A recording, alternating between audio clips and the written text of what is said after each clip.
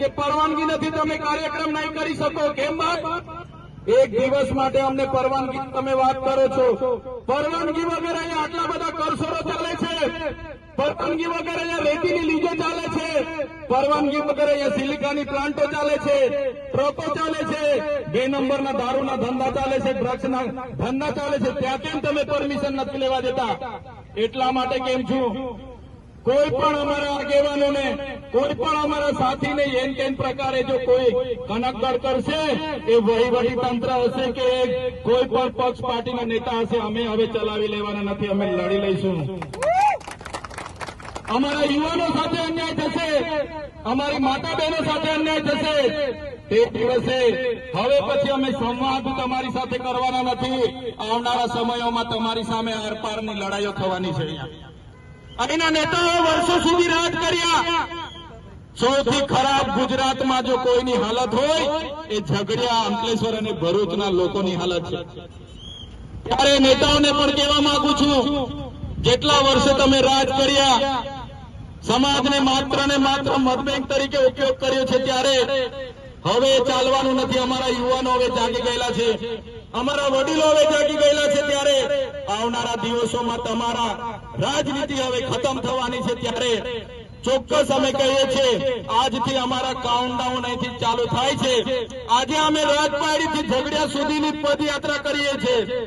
જો રેતી કરસરો, જો સિલિકા પ્લાન્ટ, જો કોરી કરસરો ઇલીગલી બંધ નહીં થશે, અઠવાડિયા બાદ ઝઘડિયાથી પદયાત્રા કરીશું. 48 નંબરનો હાઈવે પણ બંધ થશે અને કલેક્ટર કચેરી પણ બંધ થશે. અમારા યુવાનોને કેમ રોજગારી નથી મળતી? અમારા યુવાનોને કાયમી કેમ? અમારા યુવાનો માત્ર ડ્રાઈવરિંગ કરવાના છે, અમારા યુવાનો માત્ર કંડક્ટરી કરવા માટે છે.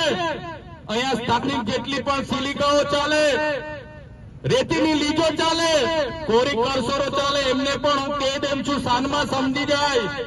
અમારા લોકલ ટ્રક ડ્રાઈવરોને, અમારા લોકલ ટ્રકોને તમે કામ નહીં આપશો, તે દિવસે ચૈતર વસાવાની ટીમ આવીને તમારી સિલિકા બિલિકા બધું બંધ કરી દેશે. અમારા લોકલ ગાડી માલિકોને કામ આપો, અમારા લોકલ યુવાનોને રોજગાર આપો. અગર નહીં આપશો, આવનારા દિવસોમાં બહારના લોકોને અહીંયા એક પણ જણને અમે રહેવાની દઈએ. જેને જે કલમો લગાવવાની હોય તે લગાવે.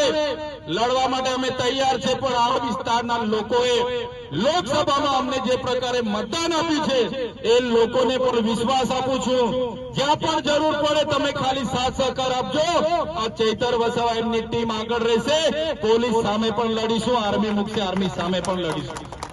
આ વિસ્તારમાં જીએમડીસી આટલી મોટી ચાલે છે, એનું કેમિકલ યુક્ત પાણી આજે ગામડાઓમાં જાય છે, ત્યાં કોઈ બોલવા તૈયાર નથી.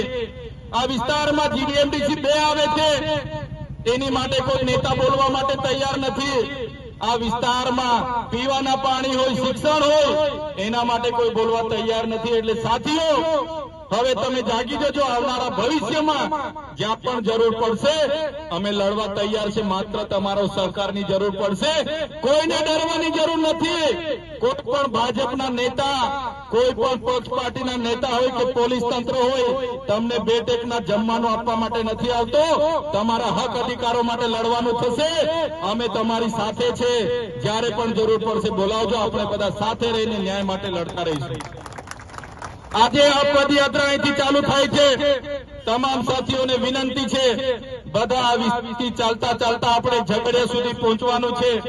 આપણી માંગો દિન 7માં ન સંતોષાય તો દિન 7 પછી ઝઘડિયાથી પદયાત્રા ચાલુ કરીને નેશનલ હાઈવે 48 પણ બંધ થશે અને કલેક્ટર કચેરીની પણ તાળા મારી દઈશું અમે.